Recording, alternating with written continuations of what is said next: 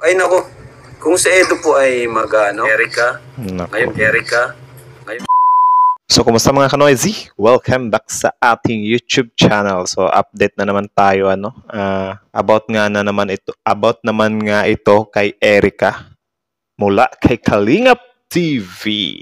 So, may ito pamagat na Erika umiyak na lang at Kalingap Rab nagsalita na patungkol sa Edrica. Kalingap Rab latest vlog. Nako. Ano na naman kaya ito, men? So, again, mula kay Kalingap TV, supportahan nyo yan. At syempre, courtesy na din kay Mr. Kalingap Rap, supportahan nyo rin yan. Also, kung trip nyo ng mga ganitong reaction video, may kasama kayo manood, huwag nyo na rin kalimutan supportahan yung YouTube channel natin. Like, comment, share, subscribe. So, di na natin to patatagalin pa. Simulan na natin, baka agawin pa ng China. Again, ang video ito ay may pamagat na Erika umiyak na lang at Kalingap Rab nagsalita na patungkol sa Edrica. Kalingap Rab latest vlog. Start. Ako, kung si Edo po ay mag-ano, Erika, ngayon Erika, ngayon Kalingap Rab nagsalita na patungkol.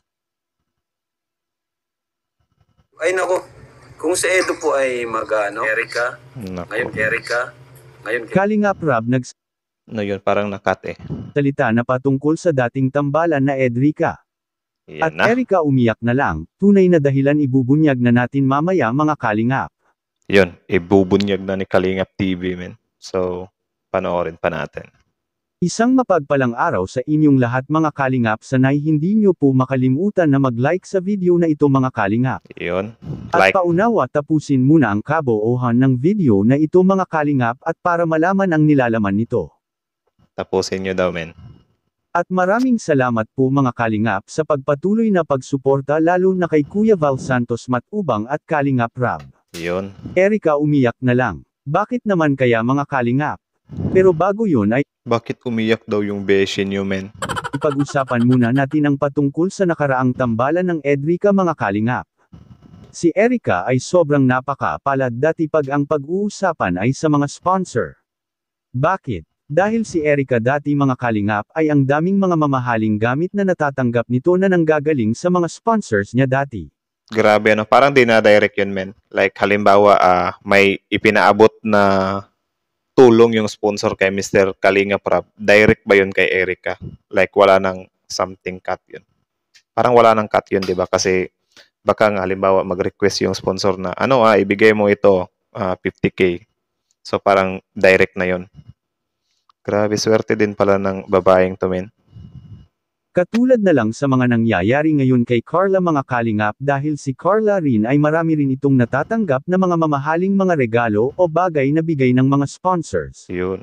Ito yung parang nasubaybayan ko talaga kasi siya yung parang active ngayon, di ba? Kasi nga parang ang kwento dito, itong si Erika yung something na nasa peak dati. Like parang may pa nga yung ibang netizens, di ba, na muntik nang maungusan ng Jomcar yung Pero yun, parang magkaiba naman sila ng face, di ba? Tuloy. Kaya naipagsabi sa live ni Kalingap Rab na masayaan niya siya kung ang mga beneficiary anya niya ay makakatanggap ng mga ganitong mga bagay. Yun. At kahit na anya na hindi na maisali sila sa mga bigay ng mga tumutulong mga kalingap basta ang mahalaga mga kalingap ay ang kanyang mga beneficiary ay makakatanggap. Grabe, no? Sobrang down to earth, men. Okay na daw siyang wala siyang cut doon sa ibinigay ng sponsor. Happy na siya doon na matanggap yun ng mga beneficiary niya. Grabe, meron din talagang ganun, Kaso nga lang yung iba ay parang napagsasamantalahan, men. Or naaabuso yung kabutihan. Tuloy? Napakabait talaga na tao ni Kalingap Rab, at kaya sinayang lang ni Erika ang malaking oportunidad mga kalingap at ang kabaitan ni Kalingap Rab para sa kanila. Naku po. Dahil sa nagawa pa niya dating humiwalay at biglang hindi nagpapakita kina Kalingap Rab. Kaya ito ang pinaka hindi nagustuhan ng karamihang viewers mga kalingap dahil sa matapos anyang matulungan itong si Erika mga kalingap ay hindi man lang ito nakapagpaalam ng maayos at humarap sa kamera para liwanagin ang mga tunay na dahilan niya sa pag-alis niya sa Team Kalingap. Ano ba yun? Di ba may last video si Mr. Kalingap Rab doon? Parang 5 months ago ata yun. Na parang ang title pa nga doon ay ayaw na magpa-vlog ni Erika, di ba? So parang hindi pa pala yun nagpaalam. Or siguro hindi niya sinabi doon ang tunay na dahilan. Ano ba? Tuloy. At ngayon na lang na naglabasan na ang mga totoong dahilan ni Erica at siya pala talaga ang pakanan ng lahat ng pag-alis niya mga kalingap dahil sa nagsalita na ang kanyang lolo na napakasinungaling anya ni Erica dahil sila man ay nadadamay sa mga pagsisinungaling nito kay Kalingap Rab. Nako po. Matatandaan natin ang sinabi ni Lolo na wala anya siyang problema sa Team Kalingap dahil sa nagagawa naman ng Team Kalingap ang makatulong sa kanila. Kaya Grabe ano. So parang ano, pinagtatanggol pa ng lolo niya yung side nila Kalingap Rab, di ba? So parang may something. Yun yung tinitingnang aspeto ng iba, di ba? Tuloy. ito nga ang sinasabi ng karamihan na hindi nga makilala si Erica sa tao na tumutulong sa kanya ngayon kundi dahil kay Kalingap Rab mga kalingap. Which is tama naman po mga kalingap. Itong si Erica ay masyado lang itong opportunista mga kalingap kaya nakapag-desisyon kaagad itong Grabe ano. Ayon kay Kalingap TV dito masyadong opportunista. Or maybe yun din naman yung nakikita ko sa halos karamihan ng comments, parang ganun din talaga yung hinaing nila ano. So, yun nga sabi ko sa inyo na parang hindi mo din talaga mawawala sa isip nila yan or parang consequences na lang. Kasi solid fan sila ng ng Kalingap Rab community, 'di ba? Tapos parang naiwan sa ere, parang ganun. Ano ba? alis kaagad sa Team Kalingap dahil sa may matatanggap na itong pera na walang kahirap-hirap. Nako. At sa kabilang dako naman mga kalingap ay si Erica ngayon ay nagsialisan na ang mga nag-sponsor sa kanya dati mga kalingap at lumipat na ito sa kanyang lolo at lola ngayon mga kalingap. Nako, yun lang. May lumipat pala men. Ang sakit nun. Dahil sa napakasinungaling ni Erica naiyak na lang ito dahil iniwan na sa kanyang mga sponsors, at Kalingap Rab nagsalita na patungkol sa Erica. Ito na. Makikita po natin Ito na men. Pakinggan natin sa video. Ako, kung si Edo po ay mag-BTS or i-take advantage niya yung pagiging viral niya noon pa lang kay Reyna, no? Nag-take advantage na yon yung pag-vlog kay Reyna or kay Erica, ngayon kay Beyonce. Ay nako. Kung tini-take advantage pa lahat ng Grabe no, ang dami na palang na-pair kay Edo min. pagkakataon ni Kalingap Edo dati mga kalingap ay malamang hindi naaabot na humiwalay pa si Erica sa kanya. Anong masasabi niyo po mga kalingap tungkol dito? Please comment and God bless you all. So ayun, kita nyo naman yun men. Na parang nagsalita nga si dito, 'di ba? Si Mr. Kalingap Rab na itong si Kalingap Edo ay parang siya. Meron siyang maraming pagkakataon na masilaw or i-take advantage. Yun nga daw kay Reyna, tapos yung kay Erica nung peak nila, 'di ba? At saka syempre ngayon kay Beyonce. Pero yun nga parang hindi pa rin talaga ginawa ni Edo min. Like marunong din talaga siyang tumingin din ng utang na loob. Tumanaw. So parang tumanaw ng utang na loob. So siguro kaya itong si Edo kahit na marami na siyang naipera sa kanya ay parang malakas pa rin talaga yung suporta ng tao sa kanya.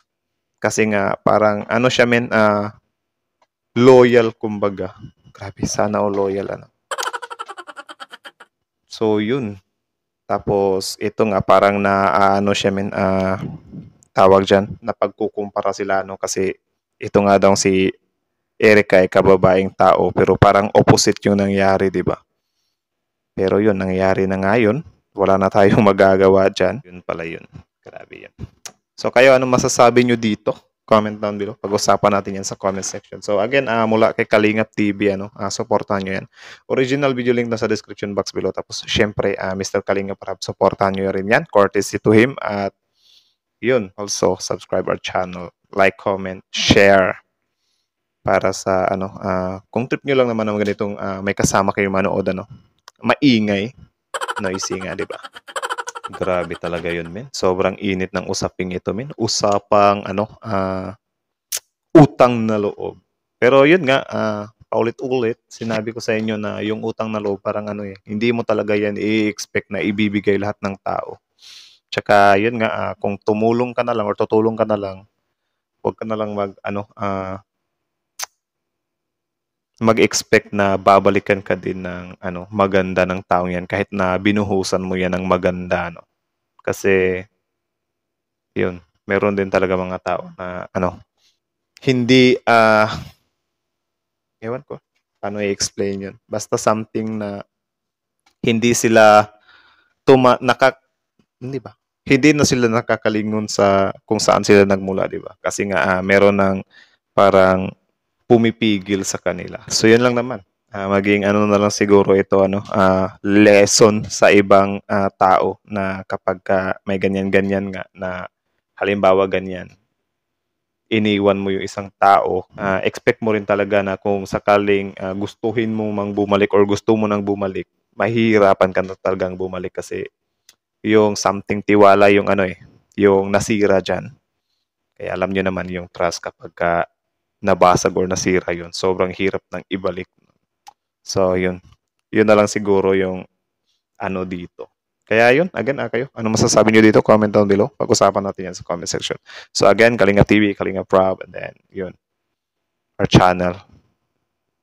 Like, comment, share, subscribe. So see you on our next reaction video, guys. Thank you.